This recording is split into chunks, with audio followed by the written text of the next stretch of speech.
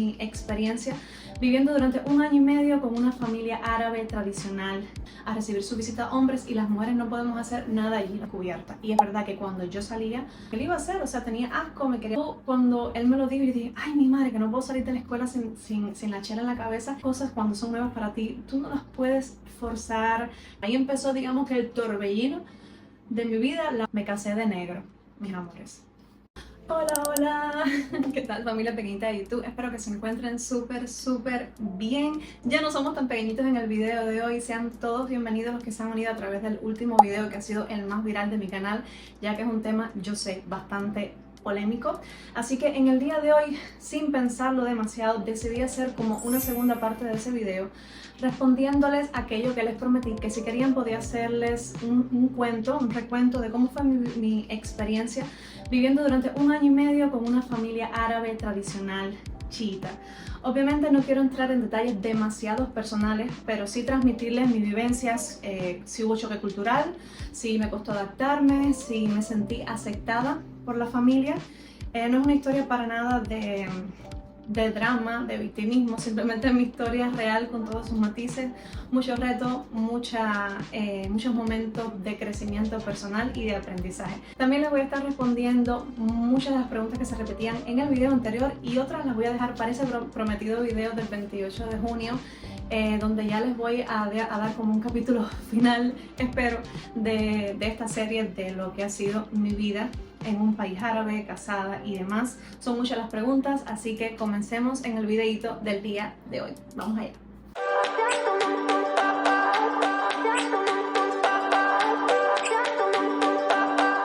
En primer lugar, vamos a empezar conversando de lo que fue tomar la decisión de irme a vivir con una familia árabe, en este caso la familia árabe del padre de mi hijo. Para los que no lo conocen y es primera vez que llegas a este canal, sí, estuve casada con el padre de mi hijo árabe durante 6 años. Me fui de Cuba por un contrato de trabajo como músico, porque soy chelista, y allá me quedé, allá lo conocí, y ahí empezó mi travesía en el mundo árabe. Y una vez que me casé, pues toda la vivencia todas las experiencias que allí estuve viviendo, hasta que decidí, por problemas personales bastante intensos, regresar a mi país, Cuba. Ese es un resumen bastante abreviado, obviamente, pero en el video de hoy me voy a enfocar nada más en lo que fue esa experiencia viviendo con una familia árabe, como bien les dije.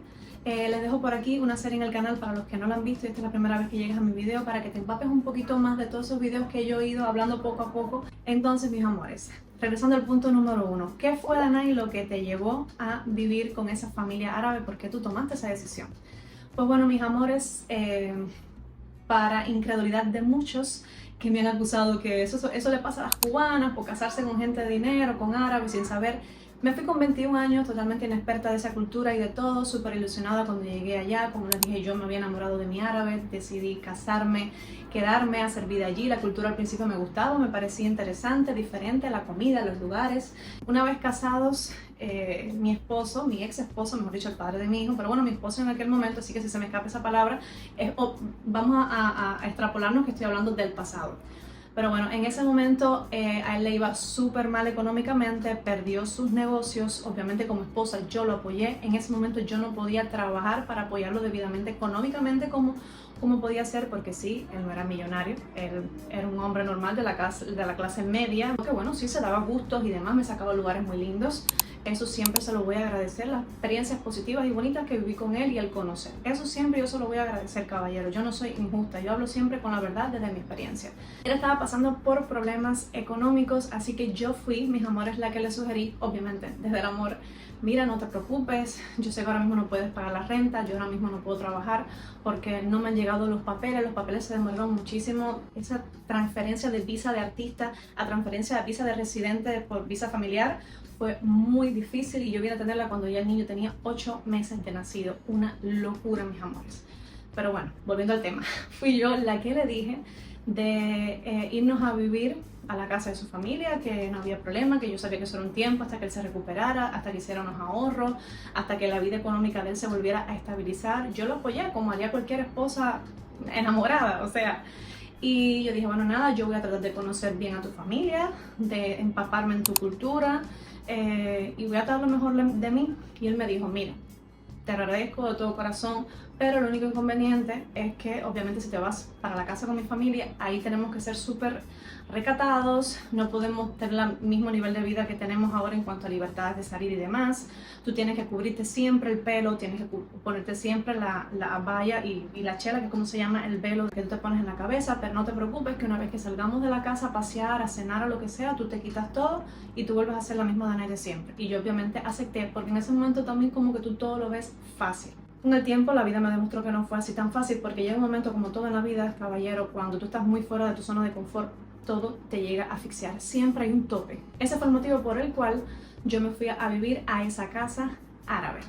Bueno, el choque cultural inicial. Les puedo hablar que cuando llegué la familia me recibió súper bien, porque bueno, respondiendo preguntas que me han dejado, sí, para casarme tuve que convertirme a musulmana porque él pertenecía a una familia tradicional chiita, o sea, él es chía, su familia es chía, muy tradicional, y como requisito para poder casarme con él tuve que en la Sharia Court, en la corte Sharia, convertirme obviamente en musulmana para poder casarme.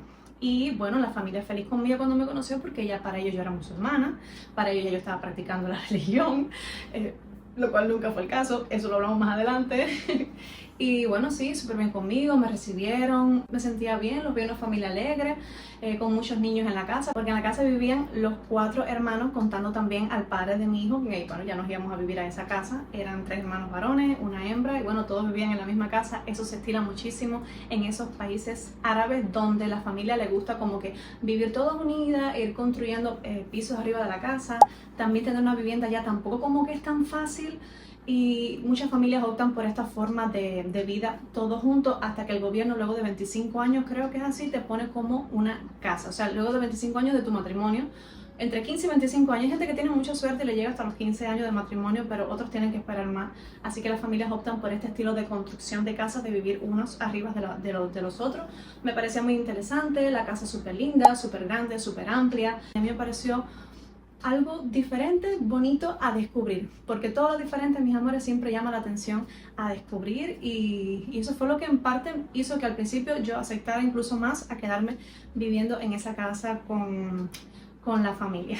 Familia, quiero hacer un paréntesis en esta parte del video antes de seguir, que me perdonen si estoy hablando muy alto o si estoy hablando muy rápido, porque obviamente, y sé que como muchos entienden, esto es un tema que para mí es delicado, es desempolvar un poco el pasado, y hay cosas para las cuales obviamente todavía no estoy ni tan lista para hablar.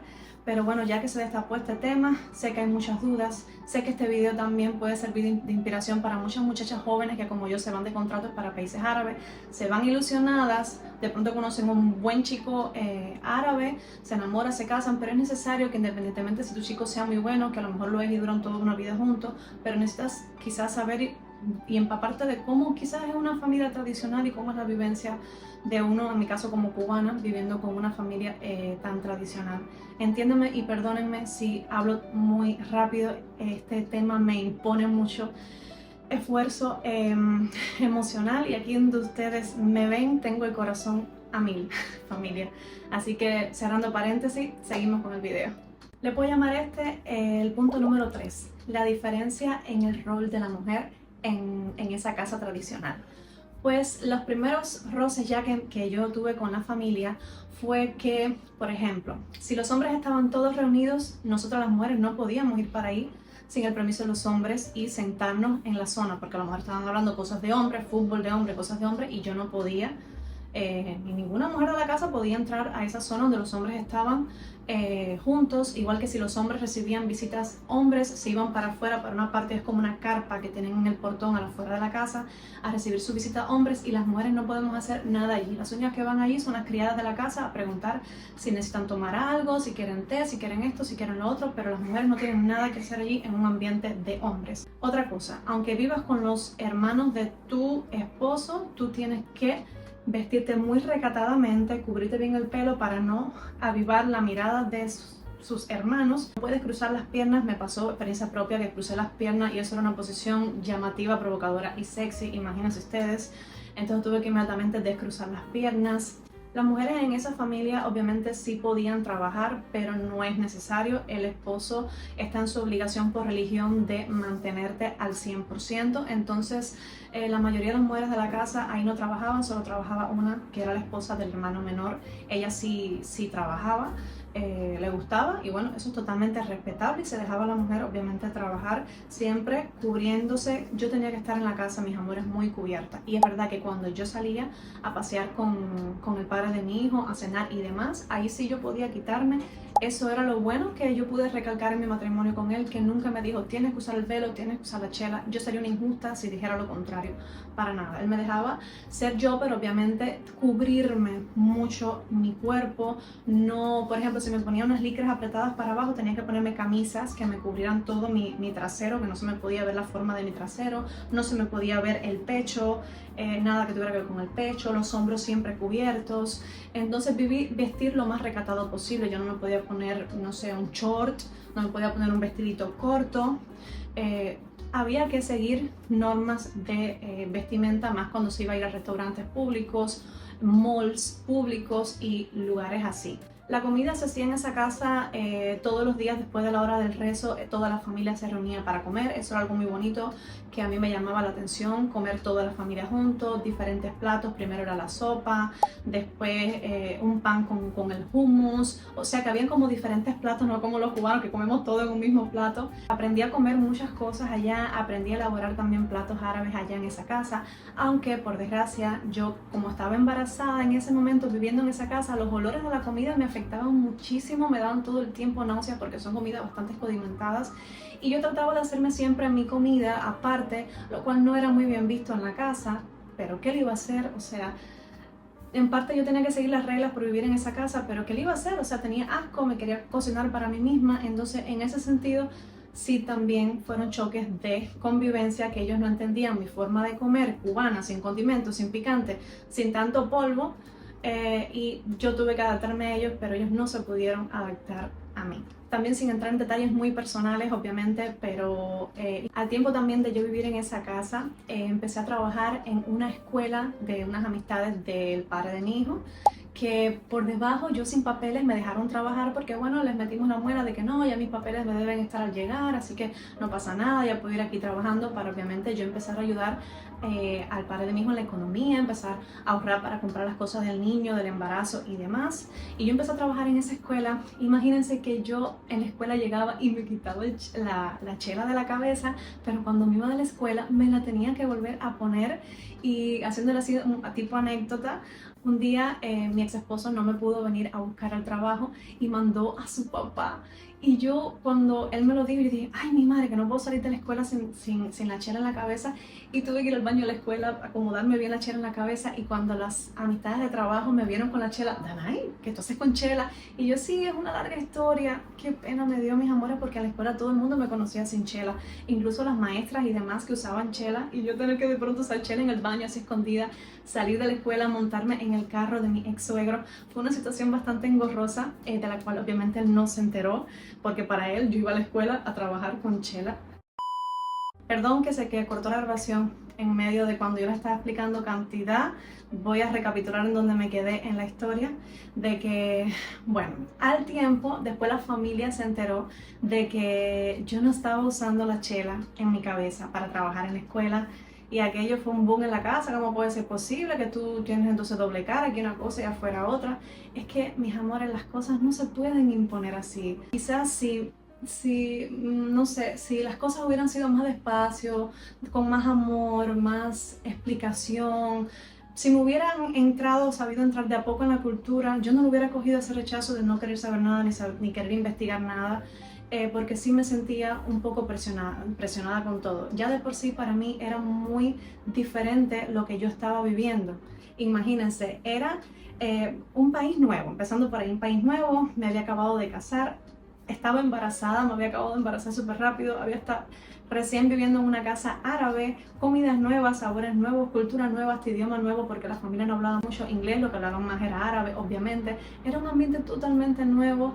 Entonces las cosas cuando son nuevas para ti, tú no las puedes forzar, tienes que dejar que esas cosas fluyan de a poquito, y por desgracia no fue el caso. Otro punto que quiero tocar es la religión como base de la rutina. ¿Por qué quiero tocar este punto? Porque las familias árabes, como saben, oran 5 veces al día. Entonces la mamá del padre de mi hijo venía siempre a llamarme a la puerta para prácticamente obligarme a que yo orara en árabe. O sea, tenía que aprenderme todo aquel panfleto árabe de oraciones y decirlas en árabe. Yo le decía, pero es que yo soy cristiana, o sea, yo fui sincera, yo me siento cristiana, yo no puedo orar en un idioma que incluso ni conozco ni sé lo que estoy hablando, no me siento cómoda, no me siento que me nace. Y para ella eso aquello era una ofensa de que yo no quería como que convertirme totalmente a musulmana, pero es que las cosas no son así, nada con presión fluye, mis amores, y entonces en ese sentido yo no me pude, digamos que, integrar dentro del ámbito familiar del todo. ¿Qué les puedo decir en ese sentido? Otro punto que les quiero tocar es la nostalgia y el desarraigo. Amor, estar lejos de mi familia cada vez estaba haciendo notar más. Yo me sentía ya un poco muy fuera de lugar, la verdad, y le doy gracias a Dios que Él siempre te pone una luz en medio de la oscuridad. Y conocí a una colombiana maravillosa que se convirtió más que mi amiga en mi hermana, que estuvo todo el proceso de mi embarazo. Cuando yo tuve a mi hijo, estuvo ahí, yo decía en el hospital, no, esa es mi hermana, por tal de que se quedara allí en el hospital conmigo, y siempre me acompañó. Y gracias a ella, como cuando yo tenía más o menos como 7 o 8 meses, conocí un grupo de latinas en Bahrein que se llamaban así, que hacían reuniones mensuales, desayunos mensuales prácticamente, y así fue como que me fui adentrando en este mundo tan cálido otra vez, me fui volviendo a sentir un poquito más en casa, con esas vibras latinas, ¿sabes? Y salí un poco de esa zona agobiante que lo era para mí, esa presión de vivir en aquella casa, pero que tenía que hacerlo, como ustedes saben, por amor en ese momento al padre de mi hijo, por tratar de pensar siempre positivo. Como ya me conocen, saben que soy una persona positiva. Eso sí, no le he cambiado, por muy ilusa que yo haya sido e inexperta antes. Siempre he sido positiva, de pensar, esto va a ir mejor, esto es simplemente una etapa en mi vida y nada, vamos a ahorrar, vamos a emprender, que más adelante vendrán mejores días. Y esta comunidad de latinas se convirtieron para mí en, digamos que en parte esa familia que yo necesitaba, porque amor, se echa a ver mucho el tema familia. Cuando te vas, se extraña demasiado. Los emigrantes no me dejarán mentir, lo que más uno extraña es la familia, y los amigos en ese momento se convierten en familia, ¿sí o no? Y la verdad, mis amores, estuvieron para mí, hasta me hicieron un baby shower sorpresa que yo no tengo palabras para explicarles todavía la emoción que eso a mí me dio. Yo empecé a llorar, o sea, qué lindo que estuvieron ahí para mí, qué lindo que me fueron a visitar en el hospital, que estuvieron pendientes a mí. Muchas me regalaron cosas, me compraron cosas para el niño. Yo no tuve que comprar casi nada porque, como saben, en ese momento no podía trabajar, tuve que ir de la escuela donde estaba trabajando. Ahí trabajé como unos 4 meses en esa escuela, pero me tuve que ir porque ya la escuela dijo, mira, estás trabajando prácticamente ilegalmente, tus papeles no han llegado y obviamente te tienes que ir. Y me dolió mucho dejar la escuela, dejar esa ayuda que en parte yo le estaba dando a la economía matrimonial. Y bueno, también gracias a ese dinerito pude comprar algunas ropitas y cositas y demás para el niño. Y gracias a estas amigas latinas, mis amores, yo no tuve que comprar ni cuna para mi hijo, ni cuna. O sea, las adoro y las llevo para siempre en mi corazón. Yo sé que muchas de ellas me ven, así que mis amores, les mando un beso enorme y que siempre dure nuestra amistad, aunque sea así de lejito, y ojalá algún día nos podamos volver a reunir, ¿se imaginan? Ya lo saben, fue una etapa bien difícil para mí, una convivencia muy diferente. Por eso, mis amores, chicas que me ven jóvenes, que puedan irse para otros países a trabajar, que se enamoren y se decidan casar, siempre es bueno escuchar estas historias y quizás por un segundo visualizarte ahí. Quizás no va a ser tu caso, a lo mejor la familia de la pareja que tú decidas, súper mente abierta y súper relajado. Es que hay de todo, mis amores. Por eso les digo, no me generalicen en comentarios, porque no todas las familias árabes son iguales, no todos los matrimonios son iguales, no todos los hombres son iguales. Hay hombres muy buenos, muy nobles, que incluso están en desacuerdo con muchas cosas de su religión y no obligan a sus esposas para nada. O sea, no generalicemos. Es como decir, ay, todos los mexicanos son iguales, o todos los cubanos son iguales, o como me han dicho a mí en los comentarios, ay, que todas las cubanas hablan chabacán y son así, no sé qué, mira, tú eres un poco diferente. Claro, mis amores, porque no todos somos iguales. ¿Cuántos, por ejemplo, españoles diferentes no hay en España, con diferentes acentos, con diferentes culturas gastronómicas, con diferentes de todo? No generalicemos porque es muy feo y nos limita mucho mentalmente. Entonces, esa es mi recomendación, mis queridas niñas, principalmente jovencitas que se van para allá, para países árabes a trabajar, que es a partir de los 21 años recién cumplidos que te puedes ir por contrato de trabajo como músico para hoteles allá. Si quieres ver la forma en la que yo me fui, te dejo un videito por aquí arribita donde también te cuento cómo me fui para Bahrein siendo músico por un contrato de trabajo y sin gastar un centavo. Así es, vayan a ver el video si no lo han visto, mis amores. Les recomiendo que no hagan como yo a mis 21 años, que me casé por amor, ilusa, no investigué nada, no averigüé nada. Y eso es lo peor que tú puedes hacer por ti y por la vida, por los hijos futuros que incluso puedas llegar a tener. Ahora voy a estar respondiendo algunos de los comentarios que más se repiten, mis amores. La primera pregunta la hace Carla Sofi, que dice: una pregunta, ¿para casarte con un musulmán tuviste que convertirte al Islam? Sí, esa pregunta la respondí. Ay. Esa pregunta ya la respondí y sí, tuve que convertirme al Islam para casarme con el padre de mi hijo. No es en todos los casos, principalmente creo que en los matrimonios suní como que no es necesario, tú puedes ser cristiano y casarte con un suní. En mi caso yo tuve que convertirme a Shia para poder casarme con el padre de mi hijo, que es Shia. La segunda pregunta es un comentario que dice que hoy me salió tu video y he visto como 5. He llorado, qué valiente eres. Por los hijos uno hace lo que sea. Eso sí es verdad, mis amores. Y uno aguanta también lo que sea, pero todo tiene un límite, obviamente. Y dice, ¿no tuviste miedo de que él fuera a Cuba y se llevara al niño? Esa pregunta la voy a estar respondiendo más adelante en un video del 28 de junio, donde voy a hablar de de todas esas preguntas que me tienen sobre mi regreso a Cuba, y esa es una de las preguntas que cabe dentro de esta temática. No quiero extender demasiado este video porque quedaría súper largo, creo yo, y después me dicen que meto mucha muela. Entonces, nada, vamos a dejar este tipo de preguntas, sobre todo lo que tiene que ver con el niño y el viaje de regreso, para el próximo video del 28 de junio.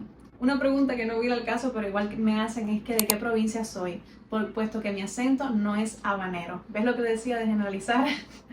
Pues no, obviamente no, mi acento no es habanero porque yo soy holguinera, aunque vivo en La Habana ya hace 2 años desde que regresé a Cuba. Otra pregunta dice, ¿el padre del niño te manda la pensión? No, mis amores, el padre del niño no me manda ningún tipo de ayuda económica. Pero ¿saben qué? Ni falta que hace, porque gracias a Dios, Dios siempre provee y yo soy una mujer muy luchadora, muy trabajadora, y hasta el día de hoy a mi hijo no le ha faltado absolutamente nada. Yo siempre estoy ahí para que no le falte nada y darle todas las necesidades básicas a mi hijo, darle alegría, darle felicidad y que siga creciendo en esta unión familiar y en este amor familiar, que, caballero, es lo más importante, porque lo material no puede comprar los buenos valores, y no hay nada mejor que inculcarle buenos valores a un niño así, conviviendo desde chiquito con su familia, aprendiendo lo que es el respeto, aprendiendo lo que es la solidaridad, la humildad, el amor y no la imposición desde que es así chiquitico. Eso es lo que de verdad lo va a convertir en un hombre mejor, no crecer donde haya bienes materiales. Y con eso respondo un montón de comentarios que también me han hecho en este sentido. Me dice esta suscriptora que he sido muy fuerte, que qué bueno que pude escapar de lo que vivía y de lo que también estoy haciendo para resistir la vida en Cuba. Gracias por tus buenos deseos, mil gracias, Jessie. Dice, cuéntanos de tu boda. ¿Fue una boda bonita y soñada? No, o sea, no fue una boda bonita, no fue una boda soñada, fue una boda improvisada. Porque, como les dije, ya mi contrato se había acabado, ya si yo no me casaba cuanto antes, mi estatus legal iba a peligrar y posiblemente me iban a deportar. Imagínense, si me quedaba yo sin visa en ese país, me iban a deportar. Entonces, fue una boda bien improvisada, simplemente fue una boda de ir y firmar. Yo me casé hasta vestida de negro, usando chela, usando abaya.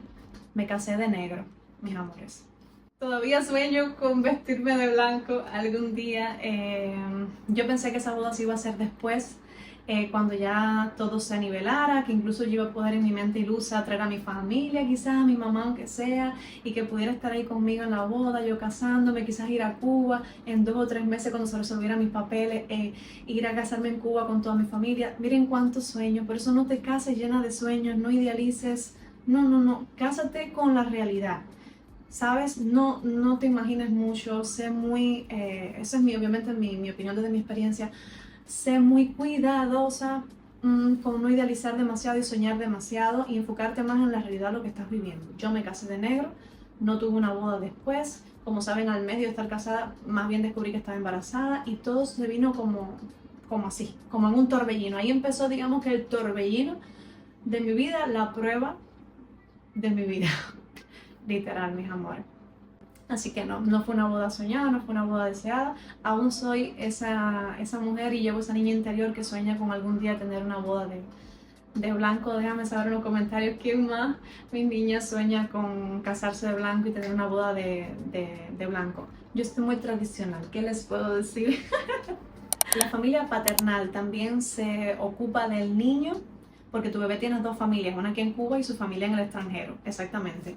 Pues no, mis amores, su familia tampoco se ocupa para nada del niño. Eso dice mucho, entonces ni falta que le hace, como ya les dije, mis amores, aquí conmigo y con mi familia se lo damos absolutamente todo.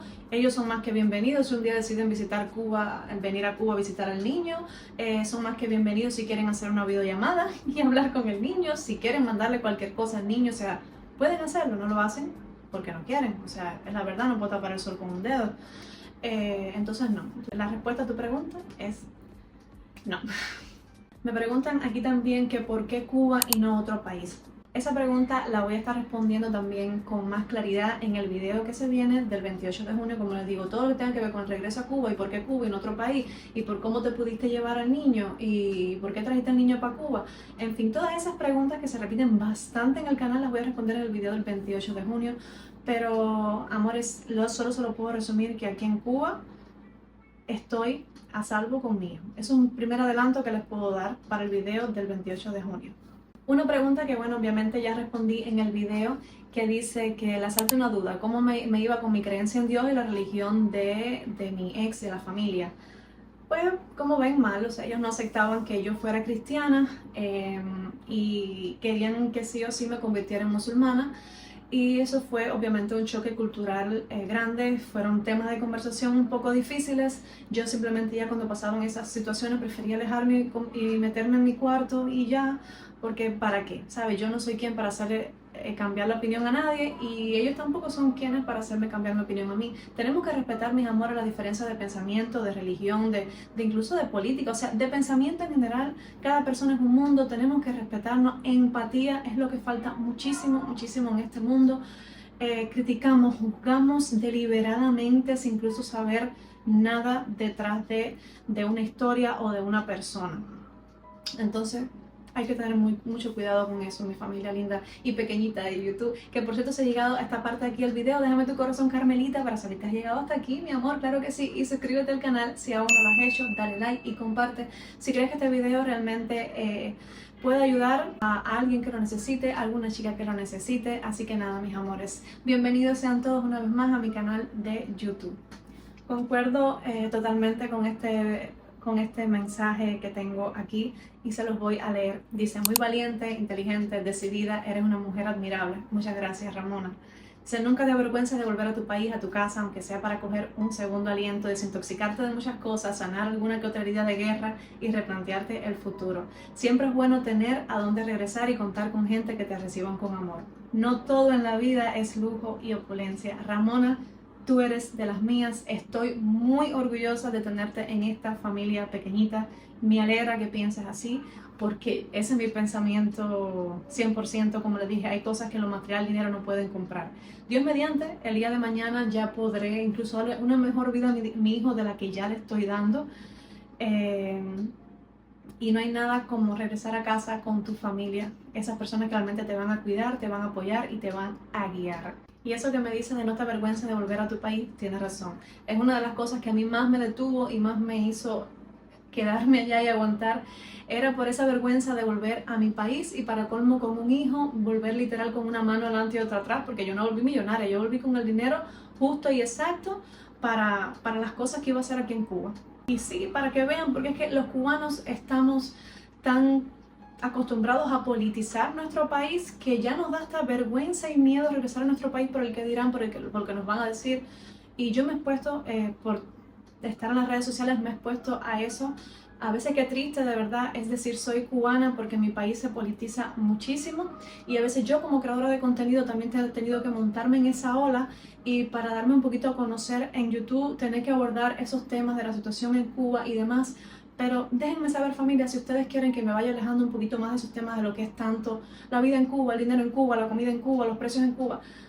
¿Saben lo que les quiero decir? Quisiera alejarme un poquito de eso ahora que ya somos un poquito más de miembros en el canal. Y tiene razón, en su momento me sentía avergonzada, ya no, porque Cuba es mi país, Cuba es donde tengo mi familia y donde ahora mismo familia yo estoy totalmente a salvo con mi hijo. Y bueno familia, espero hasta aquí haber respondido bastante de sus preguntas y de sus dudas, porque sé que han sido muchas. Les dejo otras pendientes, como les dije, para ese último capítulo final, espero Dios mediante, ese próximo 28 de junio, a ver si cierro un poquito esa etapa de Bahrein. Si acaso vuelvo a hablar del tema de mi vida árabe, será, no sé, para hablar de comida, para hablar de tradiciones, para hablar de otras cosas que ya no tengan que ver tanto con mi vida personal, porque desempolvar estas cosas como que no es muy saludable, ¿saben lo que les quiero decir? No es bueno tampoco tener una herida que está cicatrizando y tú hacerla así porque se va a volver a abrir, es como todo. Pero bueno, este video traté de ser lo menos redundante posible, lo más práctica posible en mis palabras. Obviamente no he entrado tanto en anécdotas de mi día a día personales porque eso solo me corresponde a mí y a Diosito que sabe mi vida, mis anécdotas y mi familia. Y aquí obviamente estoy exponiendo mi historia en las redes sociales donde muchas cosas pueden ser usadas en mi contra. Hay que tener mucho cuidado con las cosas que uno dice, mis amores, porque siempre tú no sabes qué ojo te puede ver y nada. Espero que les haya gustado el videito del día de hoy. Muchas gracias de verdad por haber llegado hasta aquí, por haber aguantado, como ustedes me dicen, la muela que yo doy en este canal. Bienvenidos sean todos a esta familia. Han sido muchos los que se me han unido y me llena muchísimo de alegría y de emoción. Qué lindo tenerlos familia por acá. Entonces nada, regreso el próximo fin de semana con un vlog normalito de mi vida en Cuba, un vlog familiar como los que le gusta. Claro que sí, para llenarle su día de alegría con mis boberías y mis ocurrencias, familia pequeñita. Así que nada, les mando un besote enorme, familia querida. Y como siempre les digo, que Dios me los bendiga siempre. Haz la paz y no la guerra. ¡Mua! ¡Chao!